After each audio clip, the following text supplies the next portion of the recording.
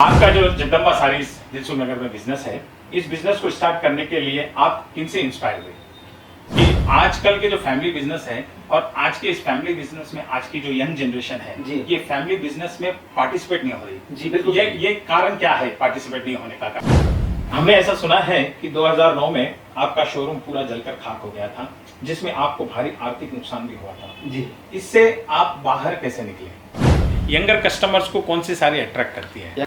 सारी बिजनेस को सक्सेस करने के लिए क्या स्किल और क्या क्वालिटीज होना चाहिए? हेलो दोस्तों, नमस्कार, कैसे हैं आप सब? आप सभी का स्वागत है हमारे YouTube channel the venture network the Navneet Jhanwar talk show में। पिछले वीडियो में आप सभी ने बहुत सारा प्यार दिया, इस प्यार के लिए आपका बहुत बहुत धन्यवाद।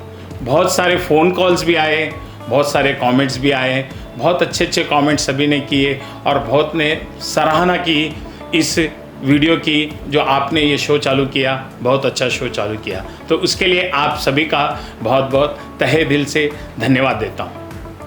कहते हैं लहरों से डर कर नैया पार नहीं होती, कोशिश करने वालों की कभी हार नहीं होती। जी हाँ, ये हरिवंश राय बच्चन साहब की कविता की एक लाइन है और इस लाइन को सच करके बताया है आज के हमारे अतिथि श्री पंकज कुमार संगी। पंकज जी, आपका स्वागत है हमारे YouTube channel the Navneet Jhanwar talk show में और आपका बहुत बहुत धन्यवाद जो आपने अपना समय निकालकर हमें आज यहाँ दिया और हमारे दर्शकों को आप समय दिया। ये मेरे लिए सौभाग्य की बात है सर कि आपने मुझे बुलाया। आपको बहुत बहुत बधाई, बहुत बहुत शुभकामनाएं जो आप अभी अग्रवाल समाज मलकपेट शाखा के प्रेसिडेंट बने, इसके लिए आपको बहुत बहुत बधाई देते हैं। बहुत बहुत बहुत दिल से धन्यवाद। आपका जो जगदम्बा साड़ीज दिलसुख नगर में बिजनेस है, इस बिजनेस को स्टार्ट करने के लिए आप किनसे इंस्पायर हुए? देखिए नवनीत जी, जब मैं डिग्री फर्स्ट ईयर कर रहा था, जब 1991, तो हमारे एक अंकल थे ओम प्रकाश जी, मैं उनसे काफ़ी इंस्पायर हुआ। मतलब उनका माइंड इतना ब्रिलियंट था, आई कैन नॉट, आपको बता नहीं सकता कितना ब्रिलियंट था। तो उनके द्वारा उन्होंने मुझे ऑफ़र किया कि भाई अपन वहाँ चेन्नई में केरला में एग्जीबिशन लगाएंगे। तो हम लोगों ने कम से कम साल भर एग्जीबिशन करी, केरला के पूरे पतनमथिट्टा छोटे छोटे पार्ट से बड़े बड़े ज़िलों में जी। चेन्नई गए, हम लोग बेंगलोर गए। वहाँ पे मुझे बहुत अच्छा लगा कि भाई साड़ी में बहुत ज़्यादा समझो आप स्कोप है आगे में। जी जी। राइट नाउ हमारे अंकल ही इज़ नो मोर, मैं उनको आज भी याद करता हूँ मैं। जी जी। तो उनसे मैं काफ़ी इंस्पायर हुआ। अच्छा, एक बात ये पूछना चाहूँगा मैं जी कि आपका ये जो बिजनेस है आप जो रन कर रहे हैं, ये आपका फैमिली बिजनेस है? नहीं, हाँ? हमारे दोनों पेरेंट्स डॉक्टर हैं। फादर वेटरनरी डॉक्टर है, हाँ। जो कि शिप के हिंद के थे, और मम्मा जो है PhD करके प्रिंसिपल थे स्कूल के। हाँ। तो मैंने खुद से अपने बलबूते पे ये बिजनेस स्टार्ट किया। हाँ। सन 19 जैसे एग्जीबिशन करने के बाद 92-93 में एक छोटे से दुकान में लगाकर हाँ। आज भगवान की दया से बहुत अच्छा कारोबार है। चलिए जी, बढ़िया, जी, बहुत जी। अच्छी बात है। जी अच्छा, एक और एक ठीक है, ये तो आपने अपने आप से डेवलप किया जी लेकिन फैमिली बिजनेस के बारे में हम कुछ बात करना चाहेंगे जी कि आजकल के जो फैमिली बिजनेस है और आज के इस फैमिली बिजनेस में आज की जो यंग जनरेशन है जी ये फैमिली बिजनेस में पार्टिसिपेट नहीं हो रही। जी बिल्कुल। ये कारण क्या है पार्टिसिपेट नहीं होने का कारण? आप क्या समझते हैं इसका कारण? एक्चुअली क्या है, यंग जनरेशन को चाहिए आजकल 5 डेज ए वीक, उनको 2 दिन वीकेंड एंजॉय करना है। तो अच्छा। Nobody wants to do business में क्या है, सारे काफ़ी टेंशन रहते हैं और एवरीबॉडी वांट्स कि भाई मैं जॉब करूँ सिस्टम पे। तो जैसे मेरा बेटा भी है, उसको भी मैं बहुत बोलता हूँ कि आ भाई दुकान पे बैठ, but he never come, he always told कि भाई मुझे जॉब करना है करके।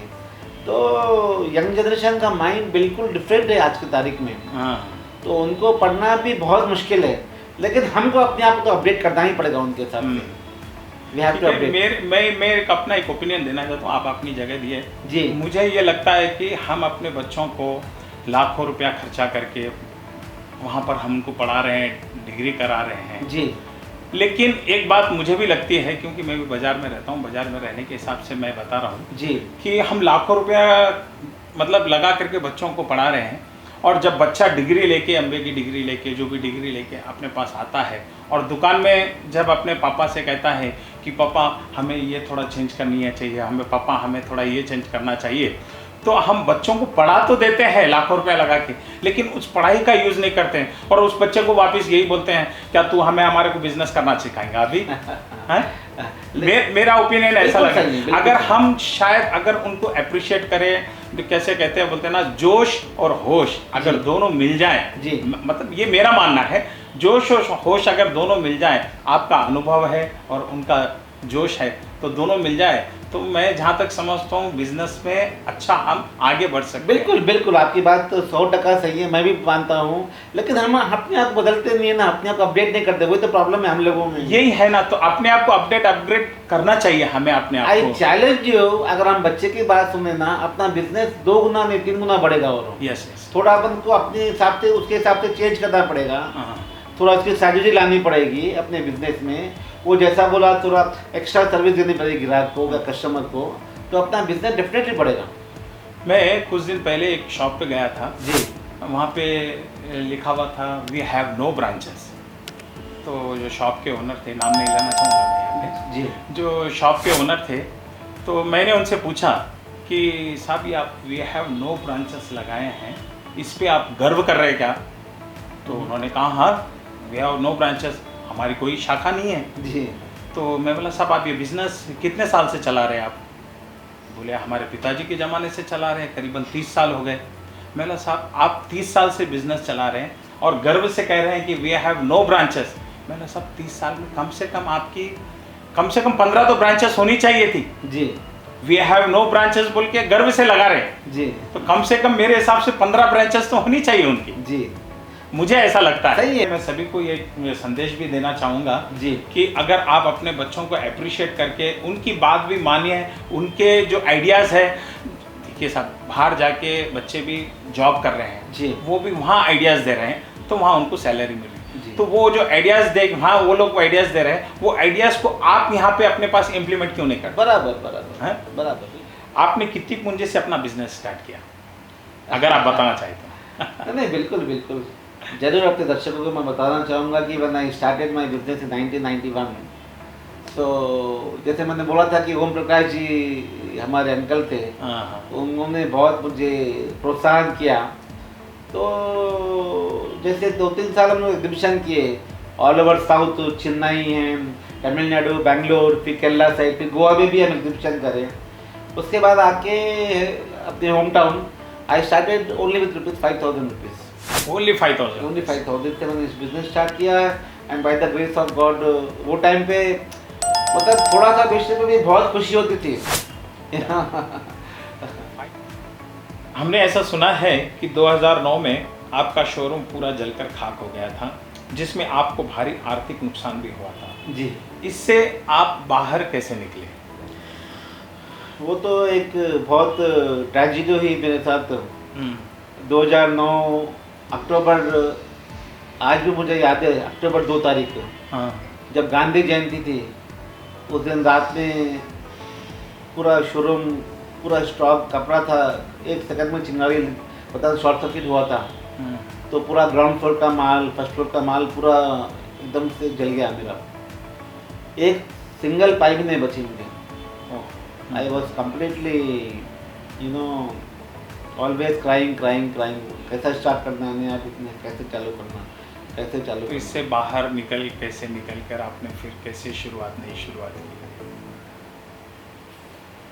वो दुकान जैसे ही फायर हुई, बहुत मुश्किल से मैंने सोचा कि भाई कुछ फिर से उसको बनाना है। तो पूरा क्या है, जो स्लैब था ना बिल्डिंग का, वो स्लैब भी कम्प्लीटली ऐसे हो गया था। तो मुझे माल के साथ साथ पूरा बिल्डिंग भी तोड़ के फिर नई बनानी पड़ी। तो मुझे डर रहा था, पता नहीं कैसे होगा।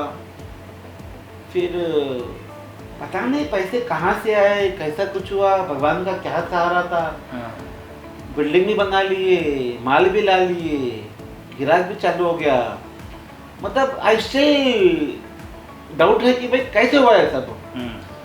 तो मेरे को लगता है कि भाई उसके बाद फिर 6, 7, 8 महीने बाद मेरे को शॉप का तो नुकसान हुआ, फैमिली में भी मेरी वाइफ एक्सपायर हो गई। ओह हाँ। तो ये 2 accident with in the gap of 8 months होने से क्या है, मेरा पूरा मनोबल टूट गया था। हाँ हाँ। भाई कैसे होगा कैसे होगा, लेकिन भगवान है। At that time I attended doctor स्नेह देसाई प्रोग्राम, ओह आप भी अटेंड किया है? हाँ। स्नेह देसाई का, ओके। गुजरात से जो आए थे। हाँ, तो उनका पहला प्रोग्राम था हैदराबाद में। अच्छा। तो वो प्रोग्राम से मैं काफ़ी इंस्पायर हुआ।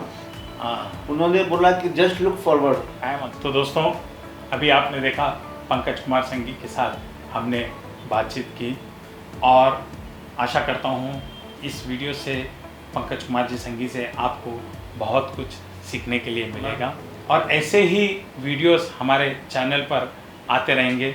और मैं आप लोगों से निवेदन करना चाहूँगा कि आप किन किन एंटरप्रेन्योर से मिलना चाहेंगे, ये आप नीचे हमें कमेंट करके बता सकते हैं। हम कोशिश करेंगे कि वो एंटरप्रेन्योर्स को हमारे शो में लेकर आने की।